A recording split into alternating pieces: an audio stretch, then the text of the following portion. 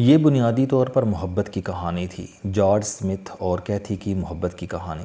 یہ پچھلی دہائی کی سب سے بڑی کہانی تھی اور یہ ہمیشہ پڑھنے اور سننے والوں کے گرم خون میں ٹھنڈک بن کر اتر جاتی ہے۔ George Smith half cost American تھا۔ اس کے آباء و اجداد 400 سال پہلے ایتھوپیا سے غلام بنا کر امریکہ لائے گئے تھے اور یہ لوگ صدیوں تک گوروں کے کھیتوں میں کام کرتے رہے، ان کے جانور پالتے رہے، ان کے لیے بیئر اور وائن بناتے رہے اور ان کے گھروں کے لیے جنگل کاٹتے رہے۔ غلامی کے اس دور میں کسی وقت ان کی سیاہ رنگت میں کسی سفید گورے کی جاگ لگ گئی اور یوں ان کی نسل گندمی ہونا شروع ہو گئی، یہاں تک کہ جارج سمتھ تک پہنچ کر یہ لوگ سفید فام ہو گئے۔ بس جارج کے موٹے ہونٹ اور گھنگریالے بال اس کے آباء و اجداد کی آخری نشانیاں رہ گئے۔ جارج ہارورڈ یونیورسٹی کا گریجویٹ تھا۔ وہ سیاٹل میں کمپیوٹر سافٹ ویئر کا بزنس کرتا تھا اور خوشحال اور مطمئن زندگی گزار رہا تھا، جبکہ کیتھی کے آباء و اجداد کا تعلق میکسیکو کے ساتھ تھا۔ یہ لوگ 2 نسل پہلے الپاسو سے نیو یارک شفٹ ہوئے تھے اور یہ بھی یورپین امریکن خاندانوں میں مکس ہوتے ہوتے اپنا رنگ روپ تبدیل کر بیٹھے۔ جارج اور کیتھی کی ملاقات واشنگٹن میں ہوئی۔ یہ دونوں سافٹ ویئر کی کسی نمائش میں ملے، دوستی ہوئی، محبت ہوئی، دونوں نے شادی کی اور سیاٹل میں خوبصورت، خوشگوار، خوشحال اور گرم جوش زندگی گزارنے لگے۔ شادی کے 2 سال بعد معلوم ہوا کہ جارج سمتھ کے خون میں کوئی کیمیائی خرابی ہے جس کے باعث سپرم پیدا نہیں ہوتے، چنانچہ جارج اولاد کی نعمت سے محروم رہے گا۔ یہ دونوں کے لیے بری خبر تھی کیونکہ دونوں صاحب اولاد ہونا چاہتے تھے۔ جارج نے ڈاکٹروں، سائنسدانوں اور ماہرین سے رابطے شروع کر دیے۔ ان رابطوں کے دوران معلوم ہوا کہ میڈیکل سائنس نے ایسا طریقہ ایجاد کر لیا ہے جس کے ذریعے زندگی میں ایک بار چند سپرم پیدا کیے جا سکتے ہیں، لیکن یہ طریقہ بہت مہنگا تھا۔ لیکن جارج اور کیتھی نے چند دن سوچا اور اپنا سارا سرمایہ اولاد پر خرچ کرنے کا فیصلہ کر لیا۔ جارج نے اپنی کمپنی، اپنا گھر اور اپنی گاڑی بیچ دی۔ یہ رقم شکاگو کے میڈیکل سینٹر میں جمع کرائی اور اپنا علاج شروع کرا دیا۔ علاج کامیاب ہوا، سپرم پیدا ہوئے۔ یہ سپرم مصنوعی طریقے سے کیتھی کے جسم میں داخل کیے گئے اور فطری عمل شروع ہو گیا۔ یوں اللہ تعالیٰ نے دونوں کو چاند جیسا بیٹا عطا کیا۔ جارج سمتھ اور کیتھی سمتھ کی کہانی یہاں تک ایک عام داستان تھی۔ ہم میں سے کون سا ایسا شخص ہے جس کی زندگی میں اس نوعیت کے غم نہیں ہیں؟ قدرت انسان کی زندگی کو غموں، دکھوں اور تکلیفوں کے دھاگوں سے کاٹ کر بنتی ہے۔ آپ نے اگر کبھی جلاہے کو کپڑا بنتے دیکھا ہو تو آپ جانتے ہیں جلاہے کی کھڈی میں مختلف رنگوں کے سینکڑوں ہزاروں دھاگے ہوتے ہیں۔ دھاگوں کی ایک آبشار اوپر سے نیچے کی طرف آتی ہے اور دھاگوں کا دوسرا سلسلہ دائیں سے بائیں یا بائیں سے دائیں چلتا ہے اور جلاہا درمیان میں بیٹھ کر کھڈی چلاتا جاتا ہے اور مختلف رنگوں کے دھاگے کپڑے کی شکل اختیار کرتے جاتے ہیں۔ دھاگوں کا یہ سلسلہ تانا اور بانا کہلاتا ہے۔ زندگی بھی ایک ایسی ہی کھڈی ہے جس کا تانا بھی دکھ ہے اور بانا بھی دکھ، لہٰذا ہم سب دکھ کی کھڈی پر مصیبتوں کے تانے بانے سے بنے ہوئے لوگ ہیں اور ہماری سانس جب تک چلتی رہتی ہے ہم دکھوں سے آزادی نہیں پا سکتے۔ جارج اور کیتھی کی کہانی بھی یہاں تک ایک عام داستان تھی، ہم جیسی کہانی جس میں دکھ کا ایک سلسلہ ابھی ختم نہیں ہوتا اور دوسرا شروع ہو جاتا ہے۔ لیکن پھر اچانک جارج اور کیتھی کی زندگی میں ایک انوکھا واقعہ پیش آیا اور یہ دہائی کی سب سے بڑی کہانی بن گئی۔ کیتھی ایک دن اپنے 6 ماہ کے بیٹے کو باتھ ٹب میں نہلا رہی تھی۔ اس دوران فون بجا اور کیتھی بیٹے کو ٹب میں چھوڑ کر فون سننے چلے گئی۔ کیتھی نے ماڈلنگ کا آڈیشن دیا تھا۔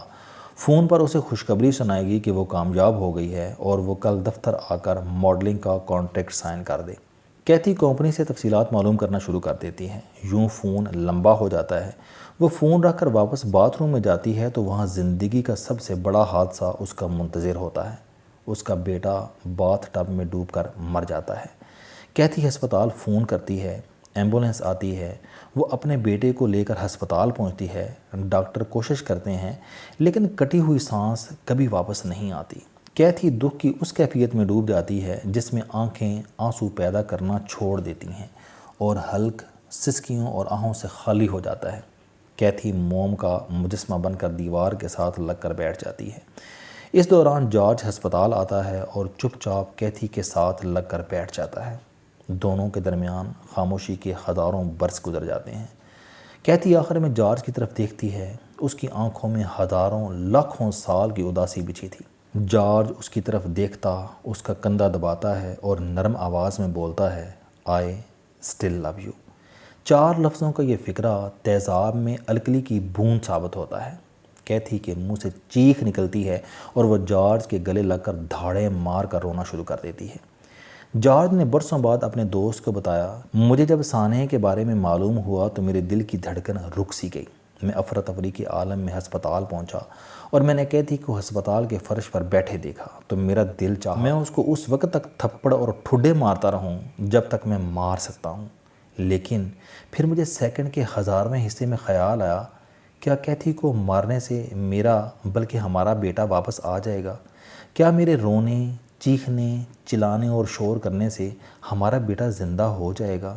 مجھے محسوس ہوا نہیں، کیونکہ ہمارا بیٹا گیا وقت ہو چکا تھا اور گیا ہوا وقت کبھی واپس نہیں آتا۔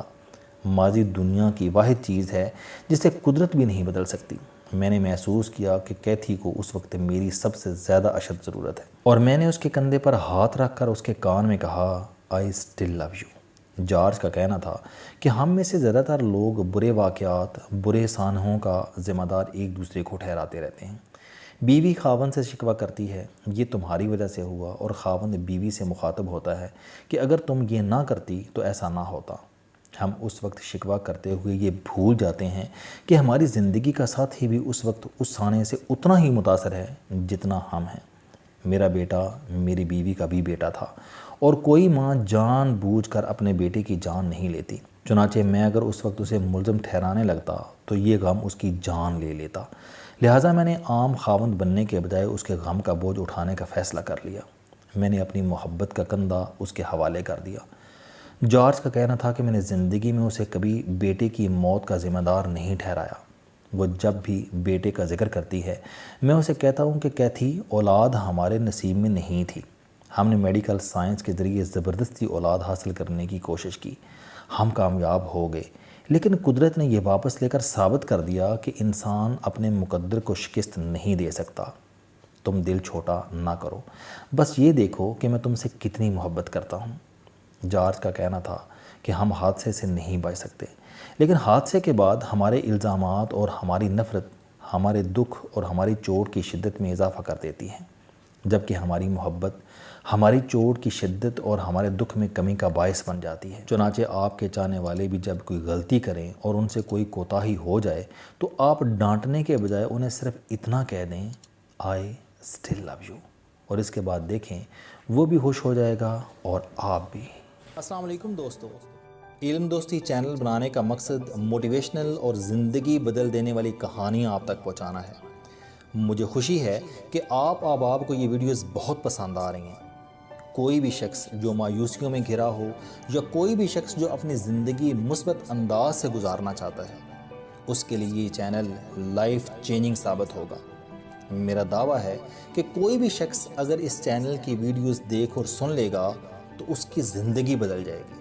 اگر آپ کو یہ چینل پسند آئے تو اسے سبسکرائب کرنا نہ بھولیں تاکہ ہر نئی آنے والی ویڈیو آپ تک پہنچ سکے۔ اس ویڈیو کو دوسروں تک ضرور پہنچائیں کیونکہ یہ صدقہ جاریہ ہے۔